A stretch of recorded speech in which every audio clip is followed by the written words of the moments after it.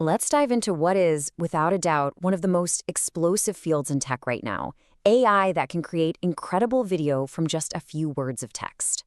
A massive three-way race is heating up between the biggest names you can imagine, and the speed of it all is just staggering. So let's break down who's who in this fight. I mean, here's the big question, the one that changes everything. Can you actually create a movie just from words? Imagine typing out a scene, a wild idea, or even a full script, and then just watching it come to life as a high-quality video. This isn't some far-off sci-fi dream anymore. It's happening now.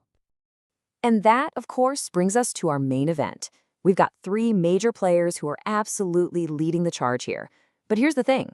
They each have a totally different approach, different strengths, and a different vision for what the future of making stuff even looks like. It's a true clash of the titans. All right, so let's properly meet the contenders in this AI video revolution.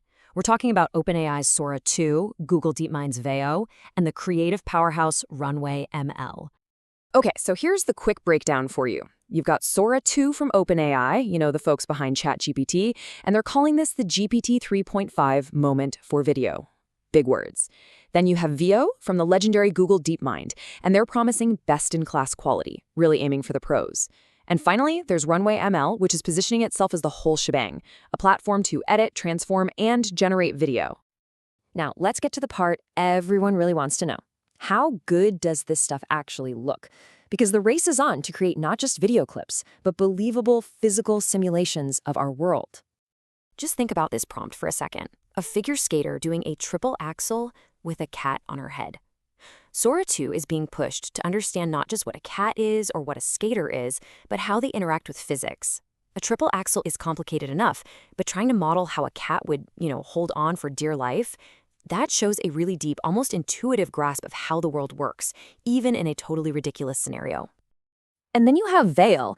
This prompt reads like a scene straight out of a Hollywood action movie, and that's exactly what the model delivers. It's not just about getting the buggy right, it's about capturing that raw energy, the cinematic vibe, the pure chaos of mud and water just exploding everywhere. This is all about high drama, high fidelity storytelling. So here's the crucial difference. It's how they're framing their goals. When OpenAI talks about a GPT 3.5 moment, they're hinting at a massive, fundamental leap in what's possible, making something that was impossible just possible. Google's claim of best-in-class quality, though, is a direct challenge. It's all about polish, realism, and nailing that cinematic feel. But these jaw-dropping demos are one thing. For the people who are actually going to use this stuff, for creators, the real question is about control. How much can you actually steer the ship? And this is where these platforms really start to show their true colors. And this is so important, right? This is what separates a cool tech toy from a professional tool you can rely on. Can you tell it what camera angle you want? Can you make sure your character looks the same from one shot to the next? Can you actually edit what the AI spits out? Well, it looks like Google's Veo is answering those questions head-on. They're basically building a filmmaker's toolkit. As you can see, you can feed it a reference image to guide the style. You can control camera moves like zooms and pans, and you can even add or remove objects from the scene. We're talking granular, practical control for people who know what they want. Runway, on the other hand, takes a slightly different, but man, is it powerful approach. Its killer feature is what they call its hybrid capability. It's not just a generator that starts from nothing. It's also an editor. This means you aren't always starting from a blank page. And this is just brilliant because it taps into a workflow that so many creators already know and use. You can take a video clip you've already shot and then use simple text to completely transform it. Change the entire lighting, switch up the style, get rid of something you don't want in the shot. It's about weaving AI into the editing process, not just trying to replace it. So, all these different features and toolkits give us a huge clue about who each of these platforms is really for, because it's becoming pretty clear they are not all chasing the same user. When you really look at their strategies, a super clear picture starts to emerge. OpenAI with Sora 2 seems to be aiming right for the social creator, someone who wants to make fun, viral, easily shareable stuff and fast. Google, with Veo's focus on cinematic quality and fine-tuned control, is clearly knocking on the door of the professional filmmaker and the serious storyteller. And hey, you don't even have to guess. The proof is right there in how they're rolling this out. OpenAI is launching Sora 2 through a new social app on iOS, complete with a feature called Cameos that lets you literally put yourself into AI scenes. Meanwhile, Google is out there highlighting its partnership with a director like Darren Aronofsky. I mean, it couldn't be a clearer signal of who they're each trying to impress.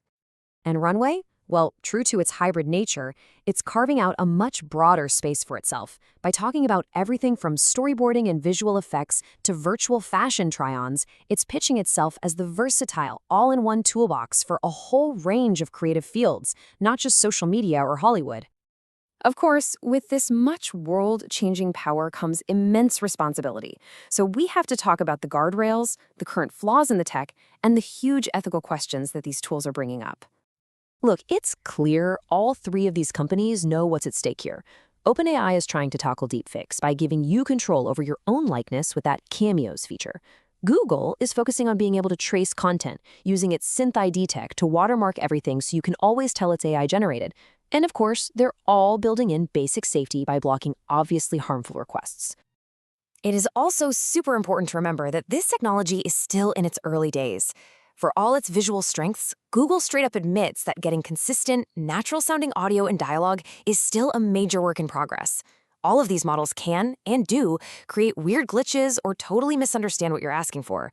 They're powerful, for sure, but they are not perfect. So that leaves us with the million-dollar question. Is this the moment that filmmaking truly becomes accessible to anyone with an imagination? Or is it something even bigger, a fundamental shift that's going to completely redefine what it even means to be a creator? The race is on, and believe me, the script is still being written.